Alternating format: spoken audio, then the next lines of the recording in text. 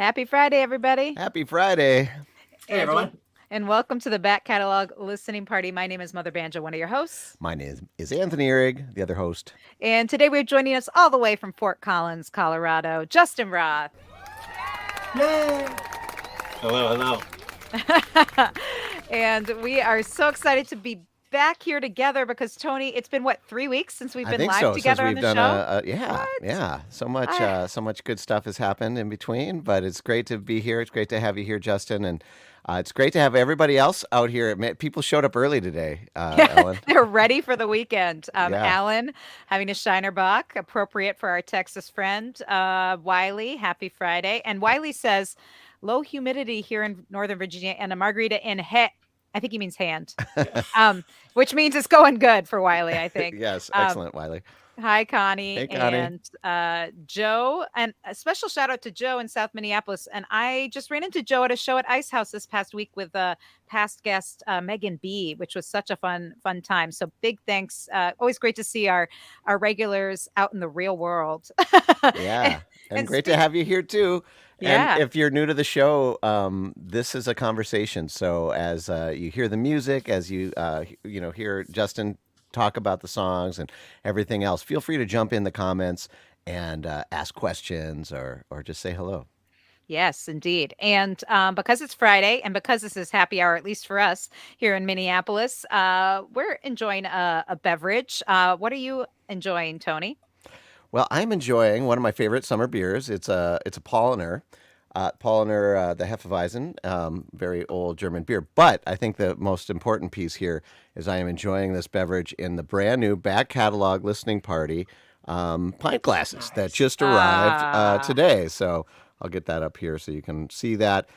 This is a big cheers to to everybody everybody who has participated in the show up till now, who helped make this possible. So how about yes. you, Ellen? Well, I'm look very similar. Oh my Uh, goodness. what? Similar Nice glass. mug. Yeah, really nice. It was hand delivered by your wife this afternoon, brought straight to my door, so I could Excellent. use the proper container for today's show. But I'm not drinking. I'm drinking a different kind of beer though. I'm drinking Earth Rider, the Hell's Lager, Nice. which is very nice. And I know it's an hour earlier where you are, Justin. So, what are you enjoying? Any kind of snack or beverage? Well, kids are out of camp today, so I'm fresh off the pool. I just rolled in from the neighborhood pool, and I'm having a little sparkling water, Nice, lemonade. Excellent. perfect. Well, gotta love the Excellent. Waterloo. That's great. Mm-hmm. And if you're out there having a beverage, let us know. It looks like Alex is looking forward to hearing some of your guitar work, Justin, and enjoying gin and tonics. Mm. Excellent, Alex. That's my You jam. brought up your audience right. Well, we started Exactly. during the pandemic, and Yeah, there right. wasn't much else we could do. Yeah. Exactly. And we are so happy to have you all here. Also, Becky Schlegel joining us as well. So, Hey, Oh, Becky. Becky. and great to have Becky joining Cheers, us. everybody, with the new mug. And for those of you who are part of our Patreon community, expect an email soon so we can get your address and send you one of these tasty pint glasses. Yes, indeed. And no matter what you're drinking, no matter where you're tuned in from, we're happy to have you here. Again, as Tony mentioned, this is a conversation, a musical happy hour, and we want to hear your thoughts about the music and ask Justin plenty of tough 60-minute styles questions. That's what we want here on this show. We want to stump the artist. Great. So. That won't be hard. So Justin, I've known you, Justin, for far too long, and it's been even it feels like almost as long since I've seen you in person, or like this. But for folks who are maybe less familiar with your music, maybe you could give a brief, 2-minute origin story of where you grew up, how you fell into making this kind of music, and yeah, where this album we're going to talk about today falls into that. All right. Well, I am from Minnesota originally, and that's where I got my start performing when I was in college up in northern Minnesota in Duluth. And I was just there last week too. It was great to go back. But I started performing out there, just kind of open mics and playing in a duo with a friend. And then let's see how brief to make this. I started booking acoustic music on campus and started to hear all these independent singer-songwriters who were more or less doing this for a living, which inspired me to say, even if I'm not on the radio or such and such or have a record deal, you can still go out and do this. So that really kind of opened the doors, or gave me permission to, say, hey, we'll go for it. Start doing more gigs. So I started a tour, and made a record, my first record, when I was in college, and then shortly after that started releasing a couple more, doing some touring with some other artists. And then, so it's my goal to bring us up to speed to this album. Sure. Yeah. So I was like, I'm not totally prepared.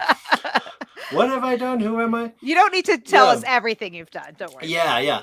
But I moved to Colorado back in 2009, and that's after years of touring and stuff. And I came out here, and I brought with me a small recording studio that I bought from a mutual friend of ours, from John Hermanson of Story Hill. And with the intention of, like, I'm just going to go demo a bunch of songs and get ready to make another record. And worked on that for better part of a year, and I ended up deciding to just record the whole thing myself. As the more I demoed, the more I learned, and I was like, you know what, I kind of like this vibe, and I'm just going to do it all at home and play everything myself, and let it be a different kind of record. So that's how I got up to that record. Excellent. Wow. This one is all you. Yeah. Fantastic. That's awesome. And the album we're going to revisit today came out in 2011. Now you know. And as you said, you put out, some records before this. And I know you like the gear and the tech parts, which we're going to talk more about. And I know Tony's itching to talk about that stuff. In terms of like learning curve, I know you said you have plenty of time at home to learn this stuff, but I mean, did you have to was there anything new that you really had to learn to do everything yourself? Like, were there new instruments or anything like that? So playing other instruments on that record, people ask if I play other instruments, and I say I do in the studio, but not on stage. Like, there are other things that, if I've got enough passes to figure out a part, because it's, in the end, it's me trying to go, what do I hear as an additional part, and how do I execute it, and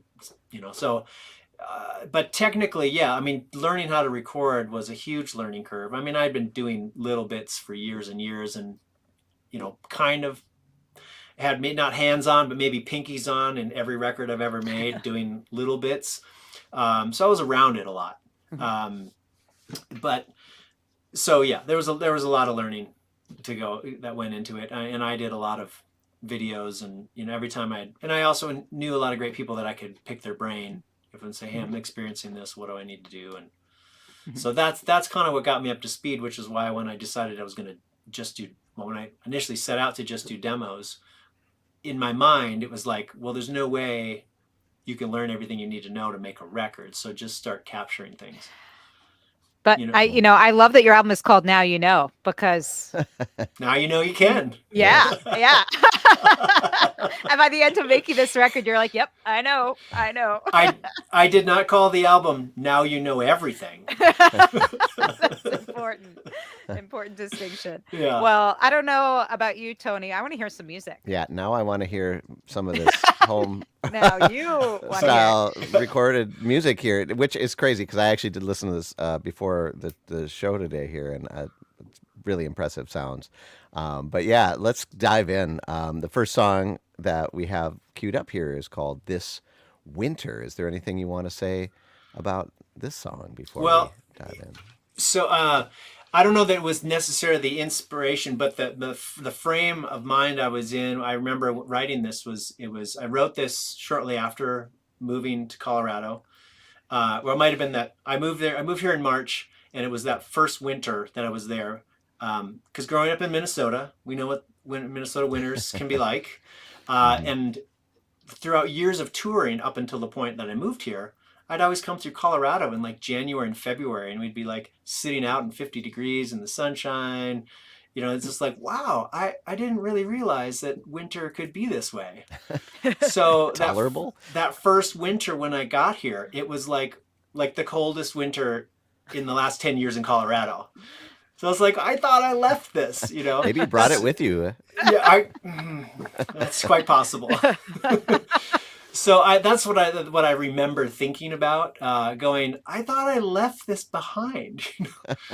So I don't, I'm not singing about that sentiment in the song, but it was kind of like being in a long, cold winter again, and yet, a new start, you Mhm. know.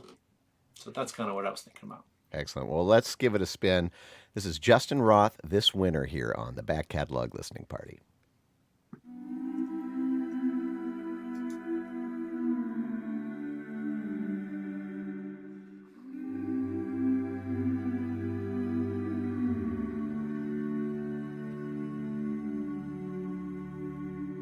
This winter, so cold, this long night is getting old.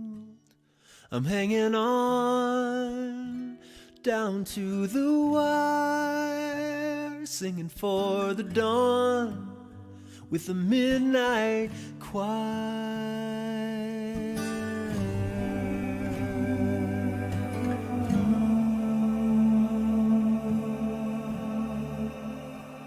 Though days grow shorter, seem longer still, more dark makes way for more bitter chill. But I keep on trying to stay warm. I got a feeling it won't be long.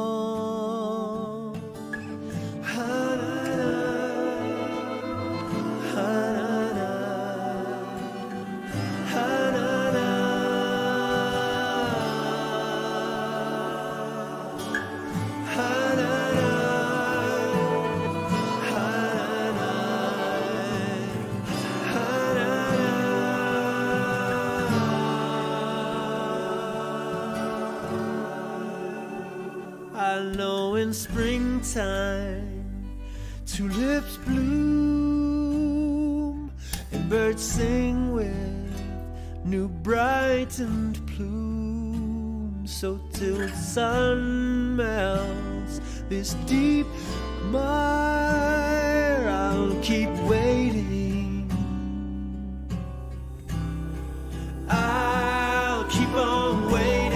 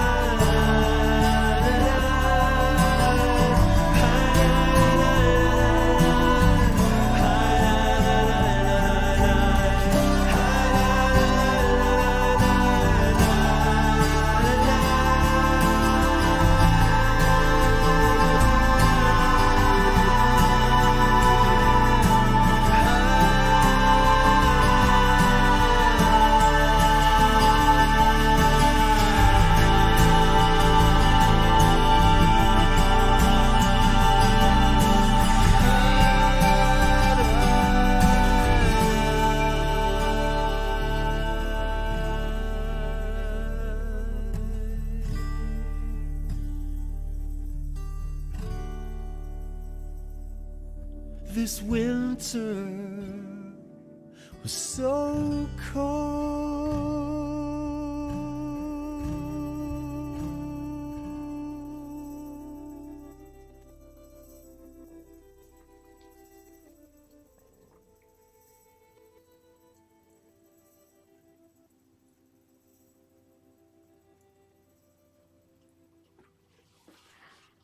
I'm waiting to the very end. Yeah. Yeah. Because sometimes, though, it's sometimes I get a sucker punch where I'm like, oh, it's no, no, not done yet. So, but wow, what great vibes happening on that. That Yeah. was This Winter by Justin Roth from his 2011 release. Now you know, kicking off today's show. But yeah, wintry vibes on this hot summer day here in Minneapolis. But I'm digging it. I feel like it brought down the blood pressure a bit. Oh, good. Of the past week. Yeah, yeah, that was really, really, really tasty, and I loved just how the song kind of built up Mhm. throughout the from the beginning, and just layers of different voices and guitars and all of that. And I now knowing that it was just you doing that, I'm even more impressed. Oh, thank you. It's I couldn't tell you the last time well, there'll be this whole thing hearing these songs on headphones. It's like such a different listening experience. Mm-hmm. You Hmm. know, sometimes my kids will put on my music. So like I hear my albums, from time to time, but it's like in the background, and so like to hear it again and the hearing the different parts, it brought back a memory. Hmm. Uh, so the backwards guitar, the reverse guitar Hmm. effect. So, well, this is way prior to the pandemic, but like I never owned like effects pedals or anything like that. I was just all acoustic, and of course you can do anything in the studio. This was one of those things like what I learned in the studio, and now I know what I didn't know. Um, was that I remember I wanted a background guitar part. I didn't have pedals. I didn't know really how to do it. So the only way, and this is maybe I should have called somebody with pedals, but what I remember doing is I took that song, I had like the guitar part recorded, and in Pro Tools, you can then reverse the whole song. Hmm. Instead of it playing through a reverse effect and having the sound I played delayed and reversed, I reversed the entire song, wrote So the out file, you, the file. yeah. I wrote out the chart backwards, and then I played guitar to the track.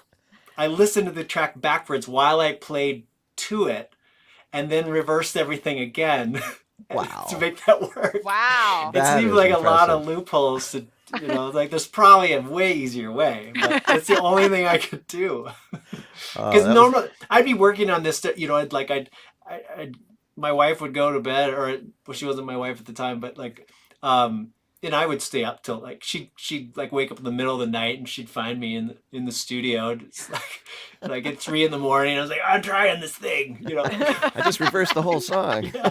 Playing it again. Well, people were So, loving it. Lynn said song sounds wonderful, and Joni said beautiful, and I agree. And folks out there, let us know what you think, and Mhm. keep that conversation going because, yeah, this is really great. And one thing that was really striking to me, I have like so I see the waveforms of all the songs um, that we're gonna play every week, and I can see the dynamics of a song, and it tells me oftentimes a lot about maybe the thought process of the arrangement.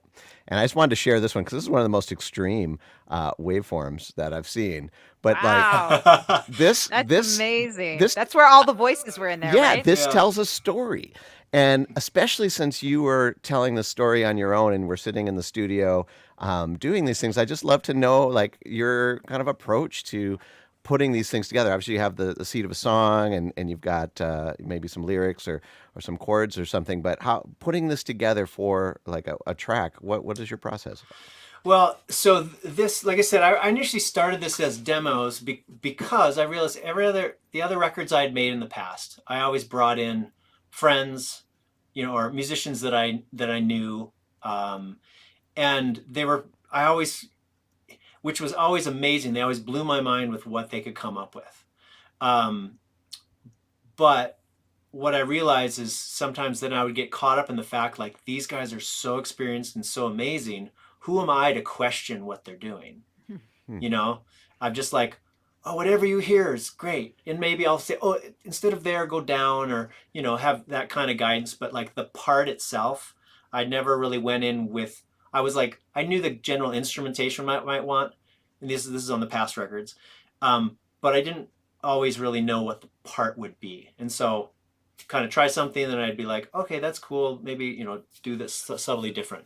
So the other thing that freedom that this gave me to do it at home was that when you're paying by the hour, and you're working with somebody that you really respect as your engineer, and this is the how it plays with your ego when you're in the studio, like of being self-conscious and stuff. It's like I never did that much pre-production, or which means basically flesh out a lot of your ideas in advance, figure out what works and what doesn't, and then refine it when you get in the studio. So I didn't do a whole lot of experimenting in the studio because you're like, well, I could spend all day experimenting, but I'm paying for that time. And 90% of the ideas might be garbage. And do I want to do that in front of this person that I really admire? I want to be taken seriously. Mm-hmm. So the or the freedom I had doing it at home is I tried everything. And those voices, like singing high like that, I don't do that very often. And it's like I was able to experiment with my voice, with instrumentation, because I usually come to it as a solo performer. I have the one vocal and the one guitar part. And it starts there. And then I was able to just say, okay, well, if this song is going to have harmonies, I was hearing that, I guess, what would they be? Instead of bringing in Story Hill or, people who I know are great at harmonies. I mean, I can sing, but I don't ever harmonize to myself. So what do I hear as a harmony instead of some other artists that I might bring in? So I just experimented and the more layers I started putting on, I was like, well, that works. And if that does that, then I could, so it was the most creative recording process I had ever experienced because I gave myself permission because I wasn't on the clock to do anything and everything and then throw out everything that didn't work. So I have a question. Did you shower at all during this process, or did you become like caveman during? Because what I imagine is like the mad scientist situation where you're just like in the lab, in the studio, and and your wife's like, Justin, are you still alive? So like how because you spent a lot of time working on this. Okay, so this is where we share things, live in the internet that we would never want to necessarily just between us. Yeah, just between us. So I mentioned I actually edited myself when I said that my wife or my girlfriend at the time would come in the middle of the night and be like, what are you doing? There was one memory that she reminded me of this she came in and I must have not been able to sleep. Like I went to bed and then I went into the studio and I went in there I was wearing her bathrobe and had a glass of scotch and I had headphones on and the door's behind me and she comes in behind me and I don't know it and I'm just like mad scientist mode and she taps me on the shoulder. I'm like, huh. So I was like, oh, how many of these have I had? So there were many mad scientist moments like that in the middle of the night. My wife, when I get in the zone too, it's like, and I still do this today, is that my wife will come home and she's like, did you eat any lunch today? And I'll be like, no. Did you drink any water? No. He's like, I'm going to come home and you're going to be a piece of beef jerky in a chair. That's when you're in the flow state, right? Yeah. Is when you forget all that stuff. Well, I imagine that one of the hardest kind of pieces here would have been the editing then, right? You have complete freedom to do it. Maybe you threw everything in the kitchen sink in there, but at some point you had to take this away and, kind of kill your darling, so to speak. That's actually like my favorite part about mixing, whether it's my own stuff or I've engineered and produced for other people, is like, let's put it on there. And then I like figuring out, instead of where does it fit, like where do we take it away or what part is not actually adding anything. So I think that stuff just kind of came more intuitively because, yeah, I know that I threw out a lot, and we joke about like the kitchen sink. I did play pots and pans on some songs, Nice. so everything but the sink. I should have actually made an intention of like seeing what the sink sounded. The way that I chose instruments, because a lot of the things aren't necessarily. Well, some of the things aren't instruments, like a cardboard box and some pots and pans and things where it was like, I would try to hear a part and I'd vocalize tonally what it would kind of sound like. And then I'd be like, what do I have that sounds like a k or a sh or a sh, these different sounds. And I wouldn't always go to like a traditional instrument. I'd try to just find a way to make the sound without it being like, oh, there's a shaker or there's a... That's cool. So you were hearing the sonic kind of signature Yeah. of the thing, and then just trying to figure out what it is. That's great. That's that probably goes way back in like audio engineering history. Like I know the early sound effects people, for cartoons and stuff Foley. like that they'd have an Yeah. old balloon or do something like that. But what I like about that though is the intentionality of it wasn't like, oh, we need a tambourine here. I'm more you wanted a ch or a ting or something like Yeah. that. That's cool. Yeah. Or it was like creating, and I think some other songs that we might get to might be like multiple different kinds of shakers, each doing simple parts that kind of tonally and rhythmically play off each other. It was, instead of like having some virtuosic percussionist do the whole thing in one pass. Right, you're just going It's one, like, yeah. It's three. like the Hocket rhythm, like Hocket rhythm things, like everything plays off each other. But I was like, not every part needs to be virtuosic, which is why I've, looking back to like hiring some really amazing players in the past, which was just out of this world awesome. And they play these virtuosic parts, which made the song, really unique. But I was like, it'll never sound like that again. Like I'll never perform it that way. So I think I was leaning more toward, and not that I can recreate this record in that, live, but I was trying to get away from virtuosity as the other band parts and just go for sonic signature sounds. Well, I think mission accomplished, because we just heard one song and we need to dig into more of I these know, songs. I know. I'm trying to catch myself. This is so fascinating. I could go all day. Like Joe mentioned, we could spend a whole show checking out how the reverse guitar works. So we're gonna make sure we give people what they want, which is the music. All right. That's right. Cut And me off. Just tell me, mute No, me. it's not you. No, it's us. it's all of us. It's because we are interested in this. So this is why we do the show. So the first track we featured was This Winter, and that was the first track on the record. And this second one that you selected to feature today is the second track on the record. So we're kind of getting an intro to how the album actually sounds in order. What can you tell us about this title track? I remember writing this. I was in my basement in Minneapolis, and it's where I it was one of the first times that I consciously started writing a song without having a preconceived notion. Sometimes inspirational strike, and then you're just like capturing. But I was like, no, I'm gonna sit down, and I have no idea what's going to come out. I have no thought on the message or anything. I'm going to start to play and go with the first thing that comes to me. And it was like trying to do like a Zen state writing, instead of like, I've got this great idea for a song.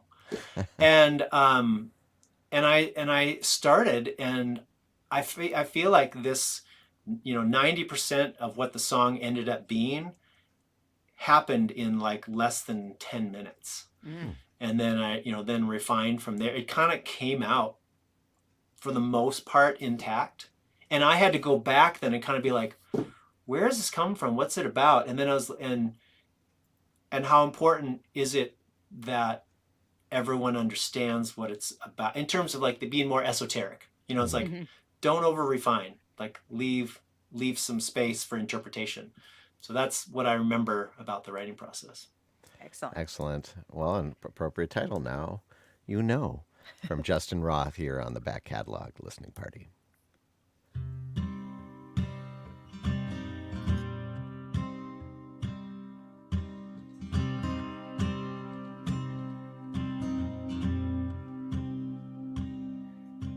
I've lost it. Can you help me find? I've lost it. Can you help me find?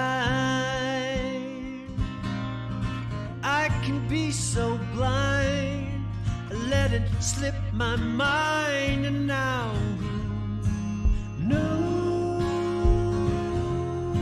just where it goes? I am thorn without the rose,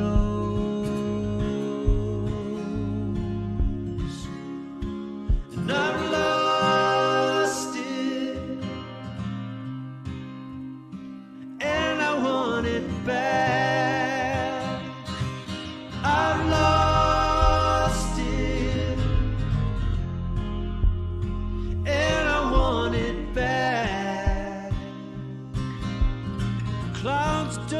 ask why they just give up the rain, but this won't fall from the sky. And, oh, tears from my eyes won't help at all.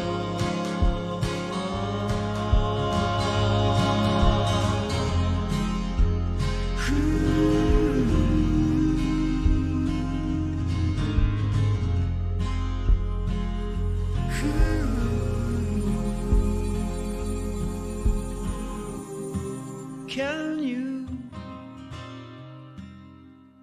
find it in your heart and be true? That's the hardest part. Like the fading star peeking right through this dark night. Far to go, but within sight. Take my hand and hold on tight. Gonna make it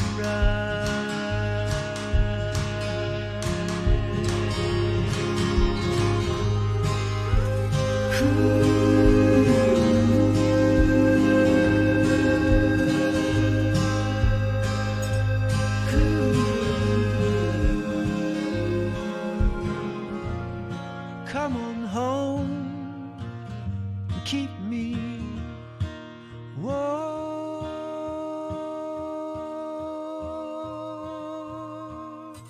even though you are sun and I am snow.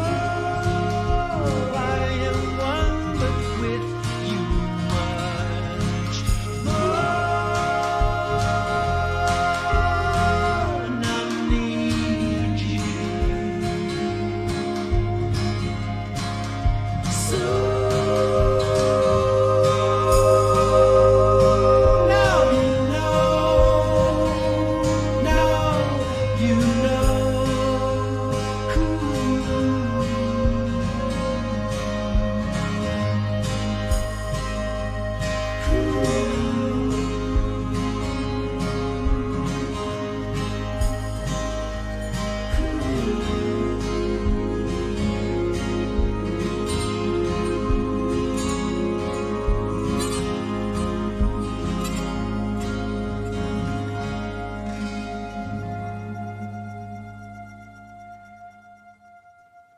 Ah, beautiful. Justin Roth with Now You Know, the title track from his 2011 release, which we're revisiting today on the back catalog listening party. Justin Roth joining us live from Fort Collins, Colorado today to talk about the record and answer your questions. And I have so many questions and thoughts. But one of the things I really love on how it was put together, and Alan was commenting on how beautifully crafted it was and the seamless flow, which is amazing when you think you did all these parts part by part, little piece by little piece. But I love the way the vocals, those oohs, kind of seamlessly flow into the synth sounds. So it's hard to tell what's a voice and what's a instrument or effect, and it's Yeah. just really beautiful. Oh, thank you. Thank you. I mean, I think before this, like I said, in the past, I always brought other people in, even, harmony singers. I think there was only one other song on my other 3 records that came before this that I ever sang a harmony on. Because I was just like, I've got you. Why would I sing harmony with myself? Like when I can have somebody else do it. So yeah, it was a lot. It was a lot of fun to find those parts, and yeah. Wow. And I have to say, oh, sorry, Tony. That's okay. I was just going to say, we were talking earlier about listening on headphones, and the three of us have the advantage of listening on high quality headphones here. And no matter how you're listening, maybe you're just listening with your phone, or you might be traveling or cooking dinner or whatever. All I can say is you have to hear the original files, because you think it sounds good just listening on YouTube on your computer, but You have to listen to it this way because you hear so much nuance in everything that Justin's been talking about. And so I just want to put in a plug right now. Yep. By Justin Roth. He still has CD copies. You can also get digital files at Bandcamp. And today it's our favorite holiday, Bandcamp Friday. Um, we think every Friday is worth celebrating here on Back Yes. Catalog, but we love the first Friday of the month because it means that Bandcamp makes sure that they waive their fees and artists get 100% of sales. So if you are looking to buy Justin's record or any of your support any of your favorite artists, it's a great way to do that today and get that high res version, whether it's downloading the files or getting the CD because It really does sound great. I mean, it's hard to believe this is your, kind of first attempt at doing this yourself because it sounds fantastic. And did I detect some of those pots and pans in there? I was listening to some of that percussion. So the kick is a cardboard box with a mallet that had a rolled up sock on it because the mallet itself was too hard, and I was like, no, it's got too much. So I put a sock on it. It wasn't. It was. Yeah. It was exactly the vocalization was not matching up. So I remember doing that. Nice. Tuber crew. What's that? Tuber crew. Oh, crew sock. What kind of sock? Yeah. I was like tube microphone. I know. I was just thinking like the gearhead, would be like, well, you see, this is the tube sock with the stripes, and it's vintage, this is like 1970s. Pinstripes were that's where all the sound came from. Oh my god! Sorry, and they had to be worn for 2 days. Yes. Oh yeah, and stinky. This one's unwashed, factory sealed. Yeah, really adds to the funkiness. When you can hear you can hear after it hits, you can hear it peel off the box. Well, I love it, because again, like the fact that you approached it with sonics first, right? Then you can make those decisions, like you know what you wanted, so it doesn't whatever it took to get there, whether it be a sock or a bandana or whatever it is you put on your mallet. I love it. And speaking of sonics and gear, I don't know that he's included which socks and cardboard boxes are his preference, but Justin we'll has put those on in the his show notes. Yeah, well, I have an endorsement with a cardboard company. Oh, excellent! That'd be great. I mean, after COVID, that's good business. But no, on your website at justinroth.com, there's actually one of the main menu items. There's like a tab that's devoted to gear. So because you have learned a lot since making this 2011 release, Justin, and it talks all about mics and preamps and all kinds of fun stuff. So Tony, you better check that out. Yeah, we'll be going there for sure. I think and I really appreciate the fact that here we'll put it on there. And that list, and that list was it's like people ask me what I'm using a lot, but as far as like studio gear, like I could tell Tony, you've got quite a cool music room in there too. Like I don't collect a lot of mics because when I record myself or other people, I don't need a lot of mics. I'm usually recording, in a small room, one or two things at a time. So the collection isn't, big, but people ask about guitars and pickups and stuff. But when it comes to like studio gear, that list isn't crazy long. But I love the detail here. He's got the pickups, he's got the preamps, all those things that you music nerds are going to ask and wonder about. You can find it at justinroth.com/gear. We'll put a link in the comments and in the show notes as well. Yes. And believe it or we have to make sure we get to at least 2 more songs here, Justin, because the hour is going by fast, really fast. So I want to get to the next song, and the next track that you picked to feature is There and Back Again. Is there anything you want to say before we take a listen?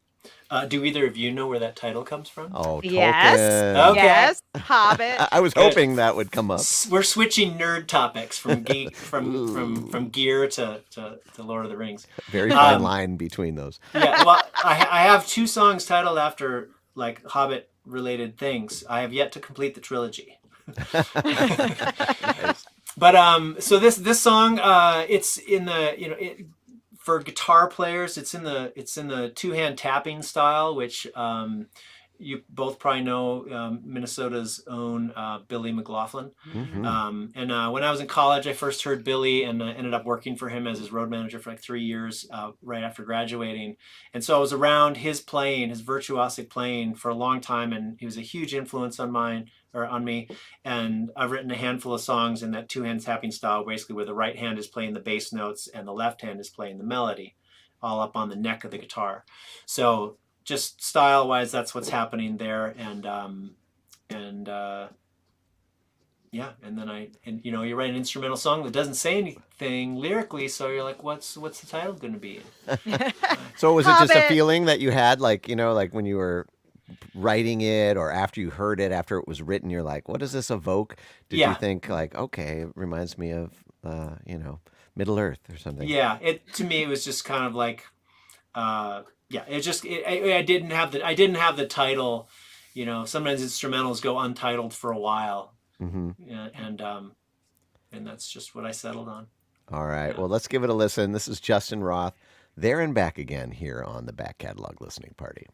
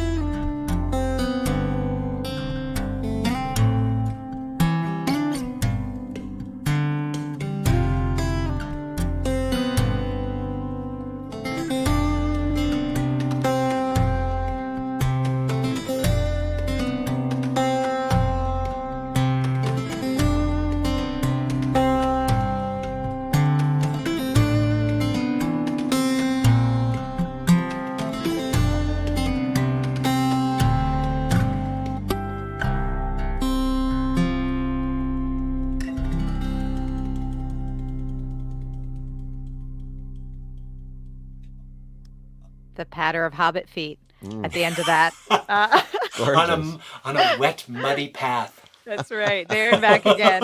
I never thought of that. That's great. Justin Roth here on the back catalog listening party from his 2011 release, Now You Know, which we're revisiting today. And one of the I've heard you play this song live, and I just want to point out that that if you've never heard Justin perform live, you really should, because he's such a he's so many great songs as we've heard, and but he's such a great guitar player. And what you heard in that last song is really very close to, because I love that your guitar really is central to that instrumental. Like on the other songs, there's all these amazing layered effects, but this is like much more close to like it's like how you play it. Like that's mostly you playing live with some extra auxiliary sounds, but but the bass and the melody, that's all kind of how it comes out. just Yeah. one guitar track. Isn't Hard that to amazing? believe, folks, that that's one guitar. But yeah, I mean, I think that's a good point, since we're talking about all this layering. But that's all happening in real time. I got to ask, just since we were on your gear page, which guitar was that? Yeah. Justin? That was the Taylor. All right. Yeah. It's beautiful. Taylor's sound. the one the one that I've had for ages and ages, and it's just it's my go-to. I mean, I've got other really incredible instruments now that are like so incredible I'm afraid to leave the house with them, kind of thing. So the Taylor's what goes on the road with you and stuff? Yes, it's road worn, it's dialed in, it works, but now I have a couple guitars that are even are really even more incredible, but it's like I'm afraid to have them out with kids around, and I'm like Understood. So but yeah, the Taylor's the go-to.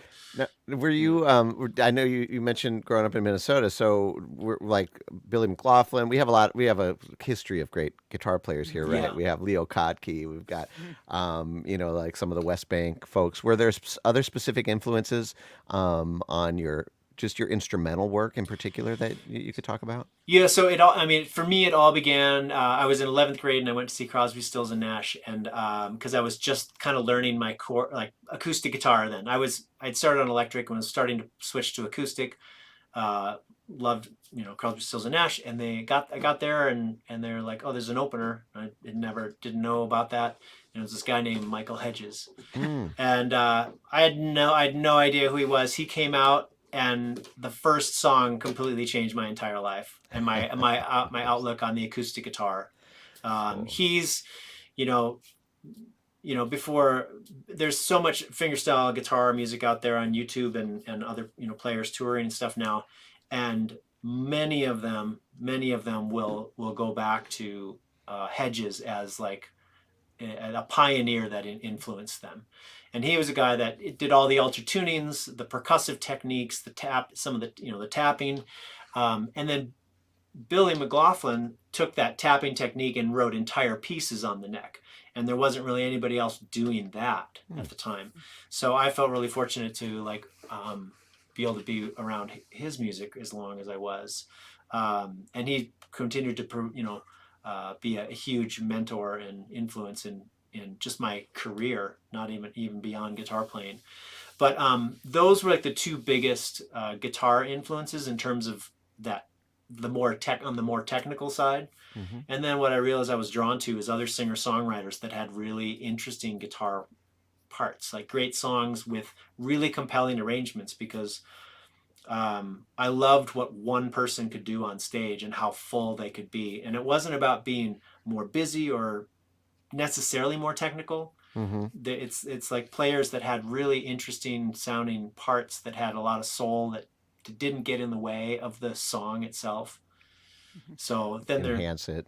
Yeah. So that brought me around to people like David Wilcox and Willie Porter and many others. I remember seeing Ani DeFranco for the first time, and that was my eye opener on what could be done with a guitar and a great song, right? Yeah, and you're like, how is that guitar not exploding? You're like, she hits it like that. Yeah. Yeah. Well, thanks for sharing that. I think, there's a lot of probably people watching today who are interested in guitar, and I know you mentioned that you do some teaching. Do you teach the style? Is that something that someone could reach out to you for? Yeah. So on my website, justinroth.com, I do have a teaching link where you can get in touch with me about private lessons, and I do it all through Zoom. It started in the pandemic. Mm-hmm. I used to do in-person students back in Minneapolis, but now it's like you can do it all through soup. Yeah. So if people come to me and say, hey, here's where I'm stuck and I'd like to learn this, or I want to learn altered tunings or two-hand tapping, or we kind of figure out a plan together. Excellent. Excellent. That's Well, we'll put excellent. a link to that also in the show notes and the comments here. So if you wanna play like that, you can contact Justin, and he'll That's get you going. That's right. And when you go to justinroth.com, you can also check out all of his tour dates. So again, you can see him do this these different guitar styles in person and hear him sing his great songs. And you have a couple big festivals. I mean, you're always playing, but we have Rocky Mountain Folk Festival coming up in Yep. Colorado, Yeah, next which is a weekend. big one, Mm-hmm. big one. Yeah, and I've been doing that one for over 20 years and teaching at the Song School, which is like a 4-day songwriting camp, which is absolutely amazing. I went there the first summer after I graduated college, and I've gone every year since. And it's a Oh, real nice. community that's built up. Like I know people are like you who are like, oh yeah, I've been going for the last 10, 20 years. Yeah, And Wow. big songwriter reunion. And yeah. then also you have Story Hill Fest coming up in our neck of the woods. Yes, I get to come back to Minnesota and gather Yay. with lots of friends up in Oh, northern so Minnesota. good. So good. And you can find links to all of that stuff at justinroth.com. And also, I want to mention this too, because we were talking about songwriting. You also do a songwriting program in schools as well. Yeah, just before the pandemic, I started working with this organization called Kid Pan Alley. Started by my friend Paul Reisler, and he's out of Virginia, and he's been doing it for 25 years. It's a non-for-profit organization that's been getting like grant funding and stuff to go into schools, so the schools don't have to pay that much money. And then he brought me on and had me shadow on a couple of retreats here then in Colorado, actually in Fort Collins. And I was just blown away at what they can do. You're writing complete songs with individual classrooms of kids, usually in elementary school, in 2 class periods, Hmm. like 45 to 60-minute class periods, depending on the school. And it's the process, without going too in depth about the process. I'll just say it's really inspiring of how this program and how receptive the kids are to this idea of sharing their ideas and singing their own melodies. And then my job is to make it all fit and come up with the chords that support it. And then we do a concert at the end of the week with the kids. So we have this before the pandemic. I witnessed it. Then the pandemic. Then we revamped the whole thing to be virtual, and we realized we could come up get the same results writing with kids on their computers. So I would be here in this room. Kids would be, if they were back in school, they're on laptops, or all kids in their house, and the parents on or the teachers on there, and we would continue to do these sessions and then play the songs for them at the end of the week. And it's been a ton of fun. And just back in January was the first time we started going back into schools and doing that again in person. So that'll be starting up again this fall. Very cool. Nice. And that's what was the name of the organization again? Kid Pan Alley. I put it in the private chat. Excellent.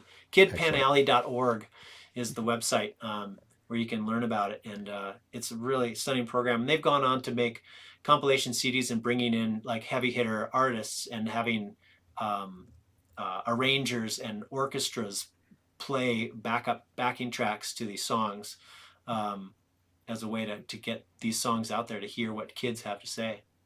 That So is so awesome. cool. That is great. So great. Well, we don't have very much time left, but we're going to get in one more song. But before we do, I want to take this opportunity to thank all the folks out there for tuning in today, but especially our Patreon supporters. And this is how this show has been going on for, what are we on? 171, 172? 172, yeah. What? Wow. So speaking of things getting started during the pandemic, this Yeah. is one of those things. And we thought we'd do it for, a couple weeks or something while we were stuck at home. It's gonna be 6 weeks, I believe, was Yeah. what we were Oh yeah, told. 6. Yeah, 6 exactly. weeks, and then we're And back. then after those 6 weeks, when we were still here, various folks decided they wanted to support the show, make sure it kept going, regardless of whether there was a pandemic or not, whether we were going out or not.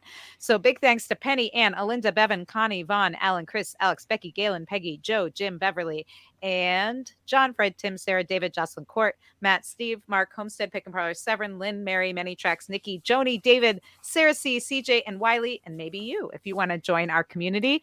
You're already part of the community, but if you want to join our Patreon and support us in a deeper way, you can do that and get invites to special after parties on Zoom and live streams, and get in on our Founders Pint Glass. That's right. Which we are enjoying today. So yes, we're you going to want to get in on on that, and we can. It's kind of like a little physical connection now that we have together, which is really special. And it doesn't have to be alcohol, folks. It can be tea or water or anything else. There's something flowers, whatever. We had a guest on a few weeks back, Nikki Morgan, and she said something that's still staying with me, which is that we were talking about songwriting and writing the songs and getting it out, but she said it just didn't really, it wasn't finalized until it was played in front of people. And I thought that was really profound. And I've been thinking about even just the act of listening together and how that changes the way that I listen and how and the conversations that happen.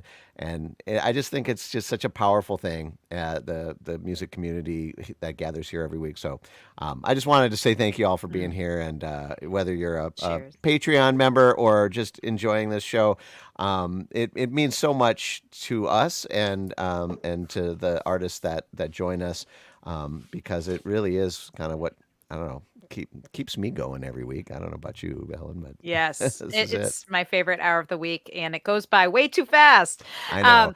Apologies for geeking out so much. We could have done like a 3-hour episode with you, Justin. I'm sorry. You might have to do a tech-only episode one time.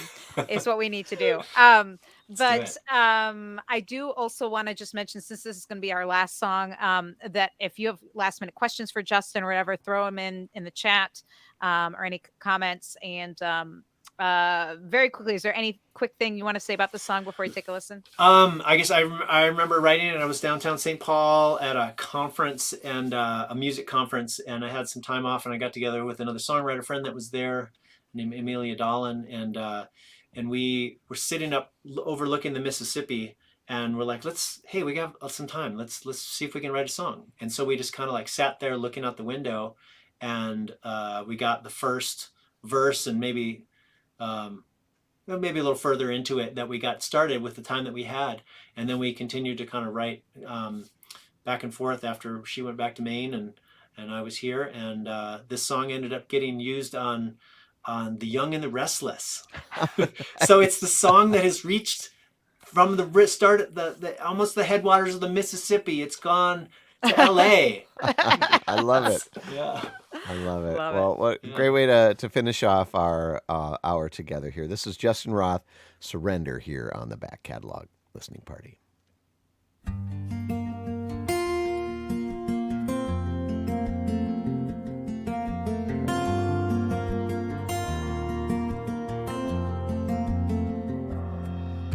Sail me down this river, let the current carry me. Bridges passing overhead as it draws me to the sea. And I can't seem to fight it, and I wouldn't if I could. So I just surrender. You know I loved you, God knows we tried. But matters of the heart don't always fall in line, like tiny little soldiers scattered in the fight that have to surrender.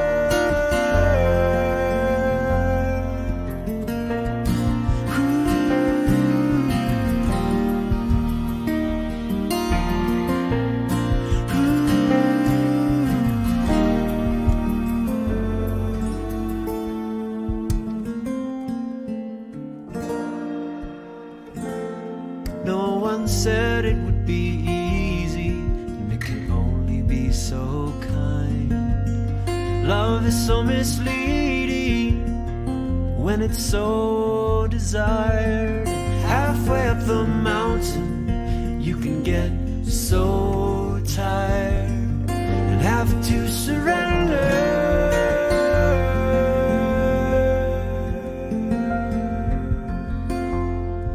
to the path of least resistance, where the river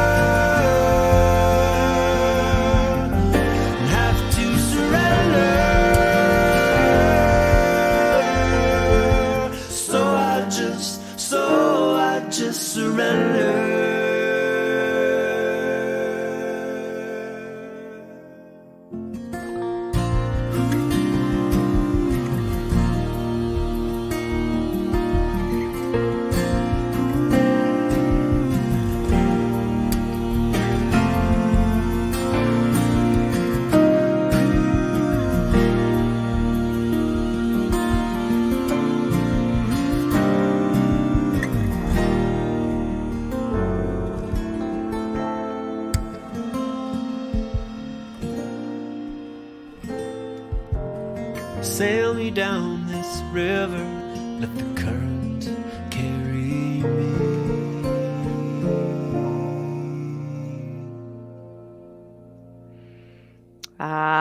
Perfect way to end today's show. That was Justin Roth with Surrender from his 2011 release, Now You Know, which we've been revisiting today on the Back Catalog Listening Party with Justin joining us live from Fort Collins, Colorado. And Becky says, great show all. Love your music, Justin. This last song is especially beautiful. Oh, thank you, Becky.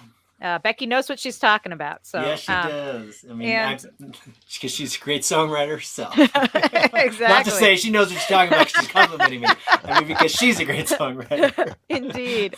And Connie says, what a terrific show. Thanks. And I also want to spotlight a comment that Frederick made it kind of at the top of the show, but he said, happy Friday.